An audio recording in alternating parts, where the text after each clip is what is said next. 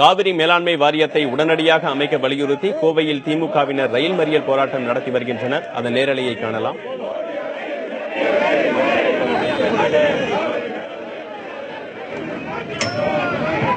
இது குறித்த கூடுதல் விவரங்களை வழங்குவதற்காக செய்தியாளர் கவியரசன் இணைந்திருக்கிறார். கவியரசன், இந்த போராட்டத்தில் எத்தனை பேர் பங்கேற்றிருக்காங்க? தற்போதைய நிலவரம் என்ன?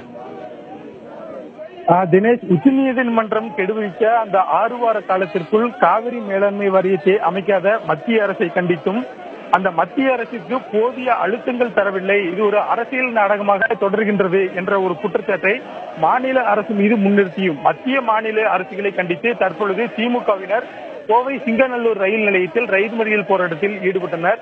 கோவையிலிருந்து சேலம் செல்லக்கூடிய பயணிகள் ரயிலை அவர்கள் மறித்து காவிரி மேலாண்மை வாரியத்தை உடனடியாக அமைத்திட வேண்டும், விவசாயிகளுக்கு அது மட்டுமே பயன் தரக்கூடியதாக இருக்கும், இத்தனை ஆண்டுகள் ஏமாற்றியது போதும், காவிரி மேலாண்மை வாரியத்தை உடனடியாக அமைக்க வேண்டும் என்ற கோஷங்களை எழுப்பி அவர்கள் ரயில் மறியல் போராட்டத்தில் ஈடுபட்டனர்.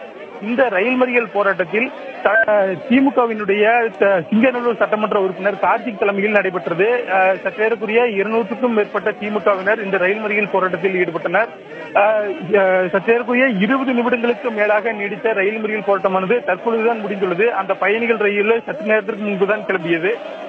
இந்த ரயில் மறியல் போராட்டத்தில் ஈடுபட்டவர்கள் அனைவரும் ஒரு சேர வலியுறுத்துவது என்பது காவிரி மேலாண்மை வாரியத்தை உடனடியாக அமைத்திட வேண்டும் என்பதுதான்.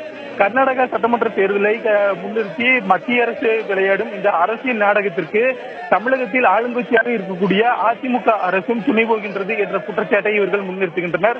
இந்த காவிரி மேலாண்மை வாரியத்தை அமைக்க வலியுறுத்தி கோவையை பொறுத்தவரை, திமுகவை பொறுத்தவரை பல்வேறு அமைப்புகள் போராடி வந்த நிலையிலும் திமுகவினர் நேற்று முதற்கொண்டு போராடி வருகின்றனர். அதாவது நேற்று பீளமேடு பகுதியில் சாலை மறியல் போராட்டமானது நடைபெற்றது.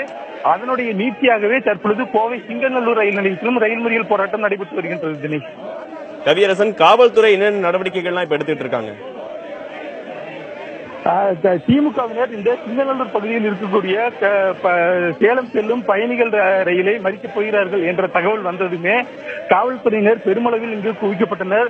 சற்றேறக்குரிய 50க்கும் மேற்பட்ட காவல்துறையினர் இங்கு பாதுகாப்பு பணியில் ஈடுபட்டிருந்தனர். அவர்கள் ரயிலை மறித்து கோஷங்கள் எழுப்பியவாறு ஆர்ப்பாட்டத்தில் ஈடுபட்டனர். அந்த ஆர்ப்பாட்டத்தின் போது எந்த சேதமும் வெளியேற்றக்கூடாது, அதாவது பொது சொத்துக்களுக்கு எந்த சேதமும் வந்துடக்கூடாது, சட்டம் ஒழுங்கு பாதிக்காத வகையில் இங்கு காவல்துறையினர் பாதுகாப்பு பணியில் ஈடுபட்டிருந்தனர். 20 நிமிடங்களுக்கு அவர்கள் கோஷம் எழுப்பியவாறே திமுகவினர் இருந்தனர். சற்று நேரத்திற்கு முன்புதான் காவல்துறையினர் அவர்களை கைது செய்யும் அழைத்து செல்லும் காட்சிகளை நாம் நேரலையில் பார்த்துக் கொண்டிருக்கின்றோம். தினேஷ்.